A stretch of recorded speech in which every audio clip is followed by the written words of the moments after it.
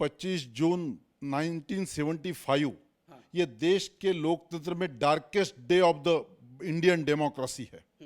उस दिन इस देश की उस समय की प्रधानमंत्री इंदिरा जी ने लोकतंत्र की हत्या कर कानूनी संवैधानिक सभी संस्थाओं का अपमान कर इस देश में सभी विपक्ष के लोगों को, जिनको अपनी प्रतिक्रिया देने का भी अधिकार नहीं है, ऐसा कर उनको जेल में बंद किया और पूरा देश एक बड़े जेल के रूप में अवतरित हुआ।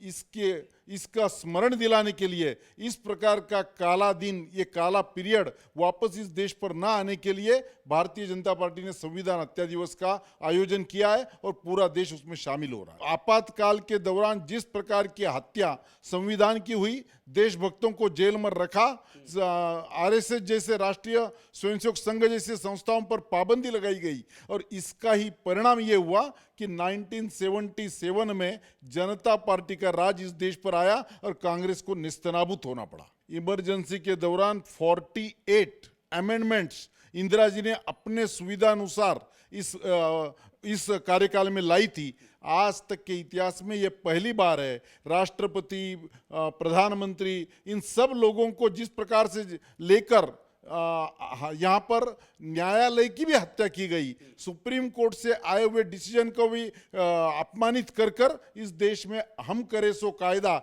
इस प्रकार का काम चलाया। नसबंदी का क्या हुआ, लोगों पर कितना अन्याय हुआ, ये सब लोगों ने देखा है। इसलिए मुझे ऐसा लगता है कि ऐसे दिन वापस हिंदुस्तान में ना आए, इसलिए ज़्यादा से ज़्यादा प्रचार, प्रबोधन और मूवमेंट करने की आवश्यकता है, वो हम कर रहे हैं। दोस्तों नमस्कार। आज ही के दिन यानी कि 25 जून 1975 को उस वक्त की प्रधानमंत्री इंदिरा गांधी ने देश भर में इमरजेंसी लागू कर दिया था, यानी कि देश भर में आपातकाल की घोषणा कर दी थी।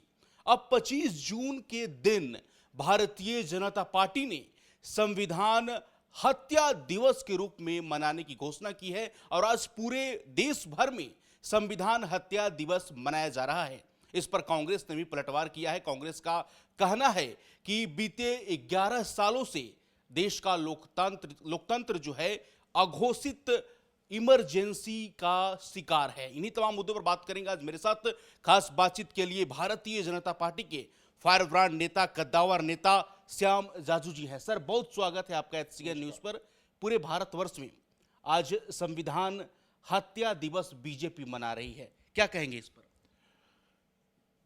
25 जून 1975 ये देश के लोकतंत्र में darkest day of the Indian democracy है। उस दिन इस देश की उस समय की प्रधानमंत्री इंदिरा जी ने लोकतंत्र की हत्या कर कानूनी संवैधानिक सभी संस्थाओं का अपमान कर इस देश में सभी विपक्ष के लोगों को, जिनको अपनी प्रतिक्रिया देने का भी अधिकार नहीं है, ऐसा कर उनको जेल में बंद किया और पूरा देश एक बड़े जेल के रूप में अवतरित हुआ। इसका स्मरण दिलाने के लिए इस प्रकार का काला दिन, ये काला पीरियड वापस इस देश पर ना आने के लिए भारतीय जनता पार्टी ने संविधान हत्या दिवस का आयोजन किया है और पूरा देश उसमें शामिल हो रहा है। कांग्रेस पार्टी और मल्लिकार्जुन खड़गे जो कांग्रेस के अध्यक्ष हैं, उन्होंने प्रेस कॉन्फ्रेंस कर कहा कि बीते 11 सालों से देश का लोकतंत्र जो है अघोषित आपातकाल का शिकार है। गए 11 साल का कार्यकाल ये भारत के इतिहास में स्वर्णिम कार्यकाल है। इस समय इकोनॉमी कैसे ग्रोथ कर रही है, हमारी विदेश नीति कैसे काम कर रही है, पूरे देश में जिस प्रकार का माहौल है, गरीबी रेखा के नीचे से 25 करोड़ लोग बाहर निकले हैं और देश की जीडीपी कितनी बढ़ रही है, इंफ्रास्ट्रक्चर विकास के काम कैसे हो रहे हैं, ये सब लोग देख रहे हैं। इसलिए कांग्रेस वाले कुछ भी आरोप प्रत्यारोपों की राजनीति करे, लोग समझते हैं। और आपातकाल के दौरान जिस प्रकार की हत्या संविधान की हुई, देशभक्तों को जेल में रखा, आरएसएस जैसे राष्ट्रीय स्वयंसेवक संघ जैसे संस्थाओं पर पाबंदी लगाई गई और इसका ही परिणाम ये हुआ कि 1977 में जनता पार्टी का राज इस देश पर आया और कांग्रेस को निस्तनाबूत होना पड़ा।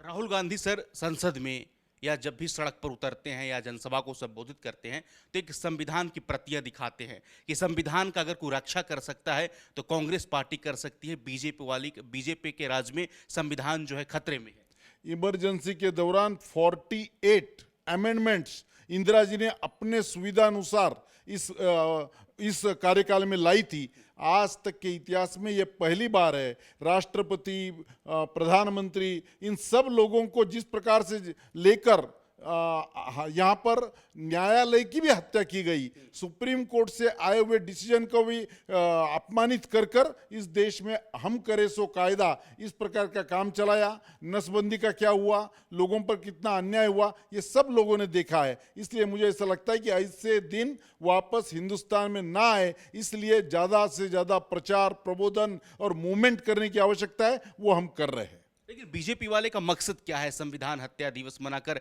क्या मैसेज देना चाहती है बीजेपी देश भर में?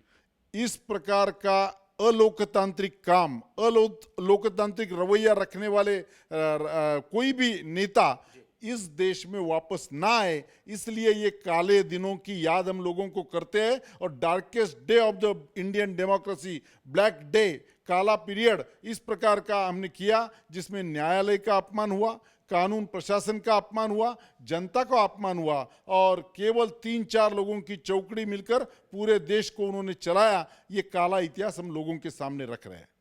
भारतीय जनता पार्टी संविधान हत्या दिवस मना रही है, समाजवादी पार्टी संविधान रक्षा दिवस मना रही है। लोग समझते हैं हर विषय पर राजनीति जिनको करनी है वो चाहे जो करे। अगर इमरजेंसी का ऐसा काला कार्यकाल अगर लोगों को अप्रिशिएट होता तो इस देश में कांग्रेस हटती नहीं। उस समय लोगों ने देखा, इंदिरा जी को भी हारना पड़ा, संजय गांधी का भी पराभव हुआ और कांग्रेस पूरी की पूरी खत्म हो गई। ये 1977 का इतिहास है। लेकिन कांग्रेस पार्टी क्यों कह रही है सर कि बीते 11 सालों से देश में अघोषित लोकतंत्र का हत्या है, लोकतंत्र का शिकार, आपातकाल हो गया, स्थिति खराब है? पूरा देश जानता है जिस प्रकार की मोदी जी की कार्य पद्धति है। मोदी जी ने अपने कार्य पद्धति में ट्रांसपेरेंसी लाई है। अभी का जिस प्रकार का पहलगाम का जो जवाब हमने दिया, और उस विषय में पूरे विश्व में सभी पार्टियों के प्रतिनिधि जाकर भारत का परफॉर्मेंस और भारत की बात रख रहे हैं। इसमें कांग्रेस पार्टी के सांसद भी शामिल है। तो कांग्रेस पार्टी को इस प्रकार की दो ही बातें करने की कोई आवश्यकता नहीं है। चलिए, बहुत धन्यवाद सर, आपने अपना बहुमूल्य समय दिया। Thank you so much.